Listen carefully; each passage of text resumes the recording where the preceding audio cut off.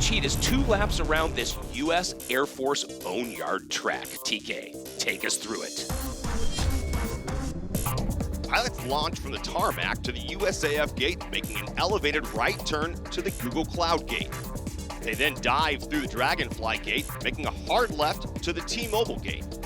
Then it's up and around the plane through the corkscrew before taking us to the points cache gate.